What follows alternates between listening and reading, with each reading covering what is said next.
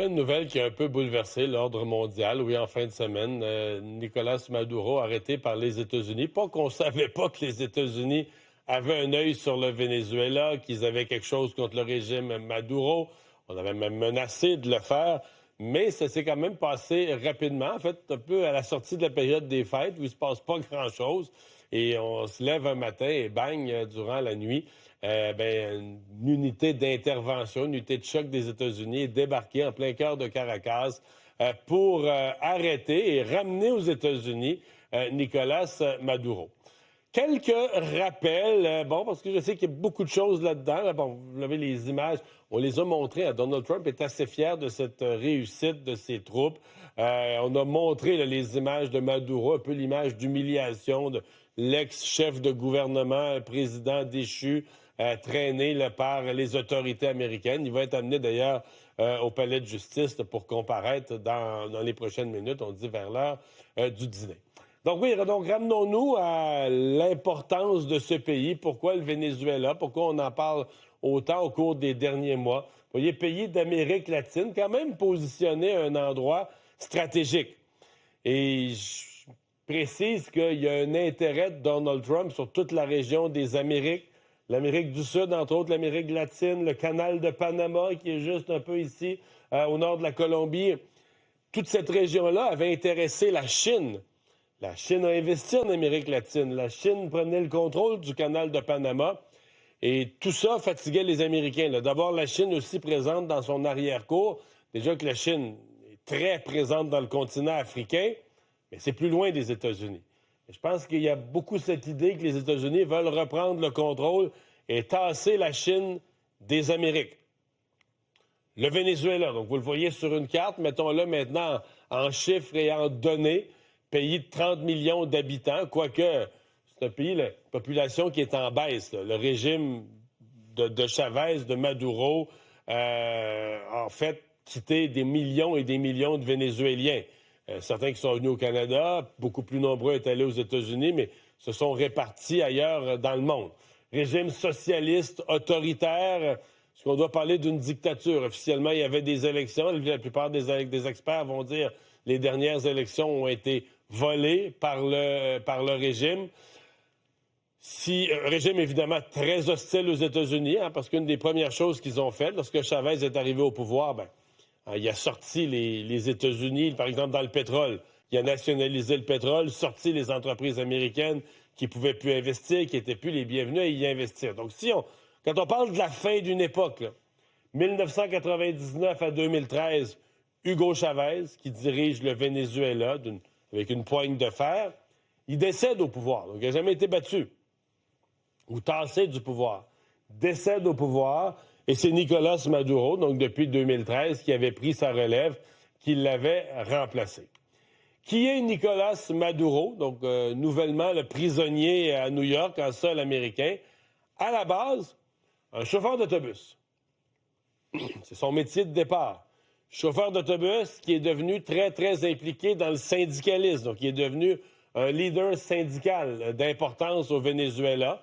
De leader syndical, évidemment, s'est engagé, a joué un rôle dans le parti politique d'Hugo Chavez. C'est devenu un joueur montant dans le gouvernement d'Hugo Chavez, tant et si bien qu'au décès d'Hugo Chavez en 2013, c'est lui qui a été choisi comme président, comme remplaçant d'Hugo Chavez à la tête du Venezuela. Quel est l'intérêt pour le Venezuela? Pourquoi les États-Unis s'intéressent à ce pays à ce moment-ci? Je pense qu'on peut voir trois grandes choses. C'est sûr que la première, c'est le pétrole. Hors catégorie devant les autres, c'est la question du pétrole. Un pays très riche en pétrole, en réserves pétrolières, parce qu'on dit qu'ils ont 18, 19, 20 des réserves pétrolières du monde. Ils représentent même plus 1 de la production. Parce que ces dernières années, la nationalisation, la nationalisation, ça n'a pas été bon. Le pays, évidemment, n'a pas entretenu ses équipements, n'a pas réinvesti, n'a pas modernisé. Donc, la production de pétrole est en baisse. Là. Pour ceux qui aiment le socialisme ou qui y croient, puis que c'est le gouvernement qui devrait tout gérer, c'est pas un bon exemple, celui-là, parce que les compagnies privées avaient investi, avaient créé une prospérité dans le secteur pétrolier. Quand ça a été nationalisé, ça a été un lent déclin. comme on dit, on a trait la vache là, au maximum, on a trait la vache, mais on a oublié on a oublié d'investir dans des vaches neuves, puis on a oublié de... Ah, tu sais, c'est une pensée, là, on va extraire tout ce qu'on peut des équipements en place, puis à un moment donné, c'est tout vieux, tout déglingué, on n'est plus capable de produire. On avait recommencé ces dernières années à essayer de ramener un peu la production. Il y a aussi de l'or et d'autres minéraux qui sont importants, qui sont stratégiques, beaucoup moins que le pétrole, mais qui sont quand même là au Venezuela. Puis à la position géographique, quand même un pays géographiquement situé à un endroit sensible pour les Américains, face aux États-Unis. Donc une position qu'on pourrait dire stratégique dans l'Amérique du Sud. L'offensive américaine, depuis tout l'automne, depuis la fin de l'été, d'avoir plusieurs navires frappés au nom de la drogue, au nom de la lutte aux trafiquants, aux narcotrafiquants. Plusieurs navires qui ont été frappés, même des navires qui n'étaient pas des navires militaires. Sur le plan du droit international, c'était coup-ci, coup-ça. Donc, on frappait avec des équipements militaires, des navires non militaires. On coulait le bateau, on disait c'est des trafiquants de drogue. Il n'y avait pas trop de procès pour savoir est-ce que dans le bateau, c'était tout juste des gros caïds ou est-ce qu'il y avait peut-être 3-4 esclaves là, qui étaient forcés ou tout le monde coulait. Là. Le pays était encerclé, donc l'armée américaine avait approché ses navires et un porte-avions au cours des dernières semaines, juste en face du Venezuela dans la mer des Caraïbes. Et donc, l'arrestation de Maduro, là, qui est le point culminant de tout ça. La raison officielle étant la présence des cartels de narcotrafiquants. Donc, on a dit que c'est ce que Trump officiellement divisé. C'est pour ça qu'il a arrêté Maduro. Et c'est le genre d'accusation auquel il fait face, là. Trafic de drogue, l'importation de drogue aux États-Unis. Donc, c'est la raison officielle.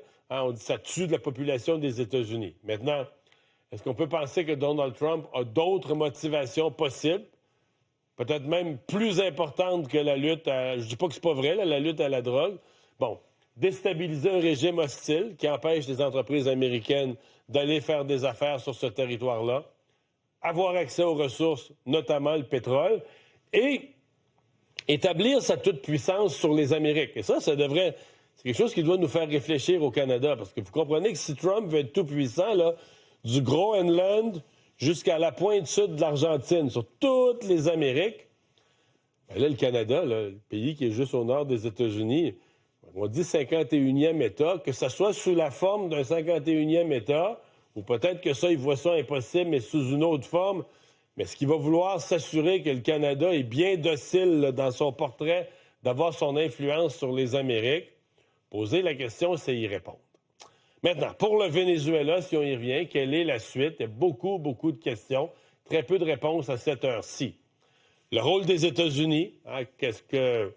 Ils vont vouloir, je pense, avoir un leader qui va remplacer Maduro. Il a déjà dit que si la successeur elle fonctionnait pas bien avec les États-Unis, j'ai pas utilisé le verbe obéir, il allait l'arrêter elle aussi, puis ça allait être encore pire. Ce qui va y arriver va être pire que Maduro. C'est ce que dit Trump au cours des dernières heures. Delcy Rodriguez, donc, assume pour l'instant l'intérim. Elle était une des joueuses importantes du régime, donc c'est pas une anti-Maduro, elle, là. Elle était une de ses ministres importantes. Elle est dans son parti depuis des années, donc c'est vraiment une alliée de Maduro. Est-ce qu'elle sera plus capable, comme on dit, de jouer la game, là, de naviguer avec les États-Unis, d'ouvrir la porte à, disons, à faire des affaires plus normales avec les entreprises des États-Unis? Ça sera à voir. Quel soutien international? Comment... Il y a une réunion du Conseil de sécurité de l'ONU aujourd'hui. Comment vont se positionner les autres grands pays par rapport au Venezuela, aux actions des États-Unis? Puis il reste que le peuple vénézuélien. Il y a beaucoup de gens au Venezuela qui se réjouissent, là, qui font la fête parce qu'ils sont débarrassés d'un dictateur. Maintenant, est-ce qu'ils sont plus contents d'avoir une influence démesurée des États-Unis ou est-ce qu'ils croient dans un véritable rétablissement de la démocratie? Donc, beaucoup de questions, là, comment tous ces acteurs-là vont jouer la suite pour ce pays d'Amérique du Sud.